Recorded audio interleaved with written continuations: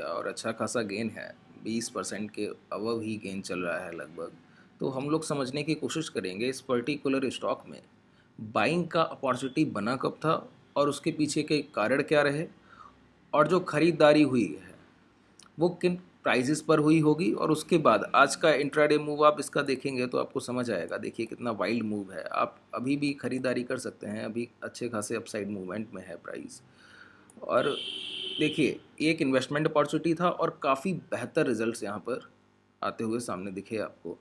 कारण क्या रहा, क्यों बाई किया गया और फिर कब बाई किया गया, एक आइडियल स्क्रीनशॉट भी आपको किसी ट्रेडर का शो कर दिया जाएगा कि किसी ने थोड़ा बहुत क्वांटिटी, जो भी आइडियल, ऐसा नहीं कि ह्यूज अमाउंट का शो किया जाए। आपको कोई ऐसा ग्रीड भी नहीं होना चाहिए कि कुछ मिस हो गया है आपसे, और आप अपॉर्चुनिटी अभी भी कैच कर सकते हैं।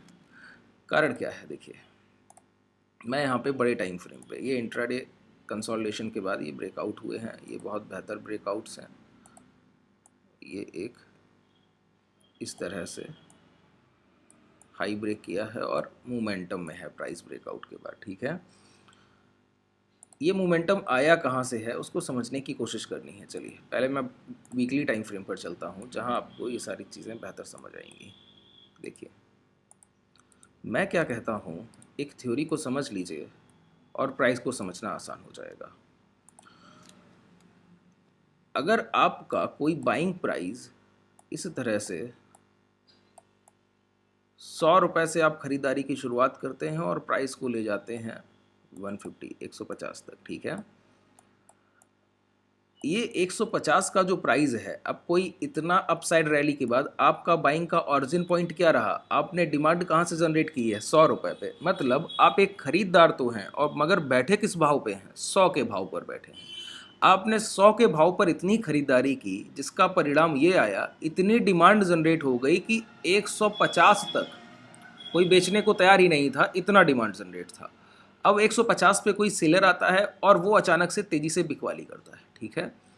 बिकवाली के बाद एंड रिजल्ट क्या आता है कि प्राइस 100 तक ना आकर 120 तक आ पाता है और यहीं रुकने लगता है। अब इसको मैं क्या मानूं कि आपने अल्टीमेट जो 50 रुपए का प्राइस में डिमांड जनरेट किया था और सेलर ने 150 से जो सेल किया है नीचे की तरफ, ठीक है, इस सेलिंग के बावजूद आपने अपना पैसा 20 रुपए अबव ऊपर ऊपर ही डिमांड क्रिएट करने की दोबारा कोशिश की है, तभी तो प्राइस रुक गया। नहीं तो ये पूरी सेलिंग जो थी पूरी आपकी डिमांड काट सकती थी और प्राइस को 100 या 100 के नीचे भी लाया जा सकता था, लेकिन ऐसा हुआ नहीं, 120 पर ही रुकने लगा है। अब ये रुकने का कारण क्या है, दोबारा से अब 100 पर नहीं 120 पर डिमांड जनरेट करने की कोशिश की जा रही है।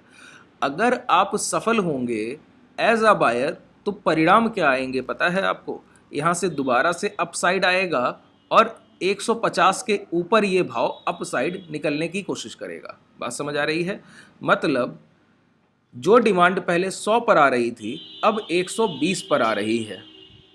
पहले जो डिमांड 100 पर आ रही थी अब वो 120 पर आ रही है।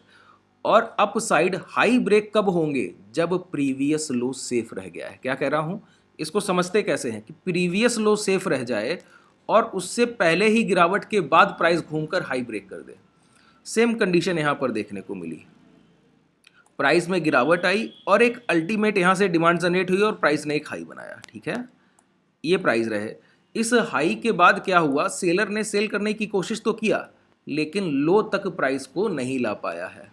जब लो तक नहीं ला पाया तो यहीं पर कंसोलिडेशन हुआ। ये जो जोन है ना, ये आपको कैच करना होता है। अगर आप इस जोन को पकड़ने में सक्षम होते हैं और जैसे ही इस जोन के हाई ब्रेक होते हैं, मतलब दोबारा से इस बायर ने ऊपर के प्राइस पर ही डिमांड जनरेट कर दी है और इस जोन का रिजल्ट, एंड रिजल्ट क्या होता है वो आपके सामने है। ये 35-36 का भाव 45 प्लस ट्रेड कर रहा है और उसने ये हाई ब्रेक कर दी है। मतलब आपको इस पूरे पैटर्न को कैच कब करना है, जब ये एक गिरावट के बाद प्रीवियस लो ब्रेक करने से पहले कंसोलिडेशन करने लगे। अगर आप इस जोन को कैच करते हैं तो आपका एसएल छोटा है और रिवार्ड बहुत बड़े हैं। ये ब्रेकआउट के बाद भी आप इसको अच्छे से होल्ड करके बहुत बड़े प्रॉफिट्स के लिए जा सकते हैं, ठीक है ट्रेडर्स। बड़ा आसान है इन चीज़ों को कैच करना, यही कारण है। देखिए इसको मैं बहुत आसानी से आपको डेली टाइम फ्रेम पे शो भी कर देता हूँ। देखिए कितना बेहतर ये कंसोलिडेशन है। गिरावट के बाद प्राइस रुक गया और रुकने के बाद एक जोन बनाया, इस जोन में रुकने के बाद हाई ब्रेक किए हैं, मतलब ये ट्रेंड रिवर्सल है। जो शॉर्ट टर्म पेन आया था प्राइस में वो काट दिया गया है और ऊपर की तरफ निकलने की कोशिश है। प्राइस गया, फिर हाई के पास रुका और फिर कंसोलिडेशन। अब ये ब्रेकआउट, ये वैलिड ब्रेकआउट है और यहाँ से इसके टारगेट बहुत यूज हो जाते हैं। मैं तो इन्वेस्टमेंट पर्पस से सभी को, मैंने ट्रेडर्स को दे रखा है। कोई एक छोटा सा स्क्रीनशॉट आपको शेयर कर दिया जाएगा जहाँ आपको परसेंटेज वाइज आप उसमें कम से कम रिटर्न कैलकुलेट कर पाएंगे कि कितना आ रहा है। ठीक है, थैंक यू।